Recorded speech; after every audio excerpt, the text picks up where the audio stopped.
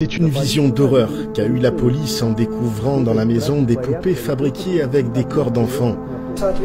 Elles me parlaient. Elles sont encore vivantes. Nous sommes en Russie, dans la région de Nijni Novgorod, à 500 km à l'est de Moscou. Et dans ce quartier plutôt calme, rien ne laissait présager une telle découverte, mis à part l'odeur.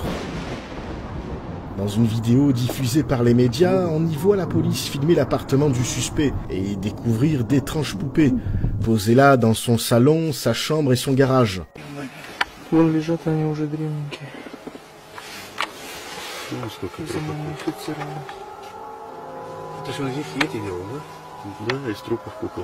Mais derrière chaque poupée se cache en réalité le corps d'une fille, d'une enfant. Au total, ce sont 29 corps qui ont été retrouvés dans l'appartement. Pendant 10 ans, Moksvin les a déterrés dans les cimetières de différents districts de la région, puis les a séchés avec une solution spéciale, de sel et de soude. Leurs visages étaient recouverts de têtes de poupées ou de peluches.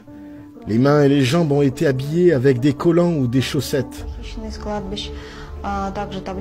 Selon une source policière, il aurait même intégré des mécanismes de jouets musicaux dans les cages thoraciques des momies. C'était effrayant, déclare l'un des policiers. Les poupées humaines parlaient ou chantaient des chansons. Un journal intime a été retrouvé sur place, mentionnant son attrait pour les morts et le fait qu'à l'âge de 12 ans, il aurait été forcé d'embrasser une fillette morte sur le front. C'est peut-être ce qui a déclenché sa passion mortuaire.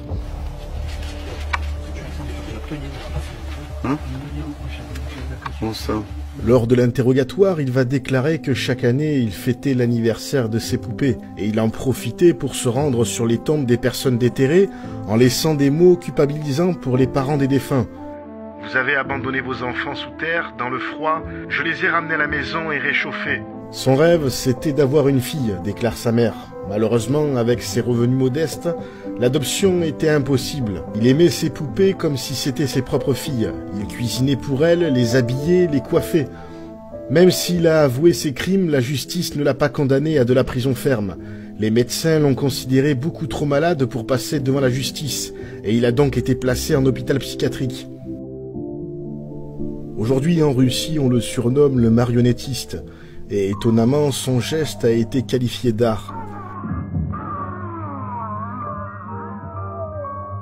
Si vous passez dans la région, il existe apparemment un petit musée dédié à cette histoire, où l'on peut y voir les reproductions des fameuses poupées.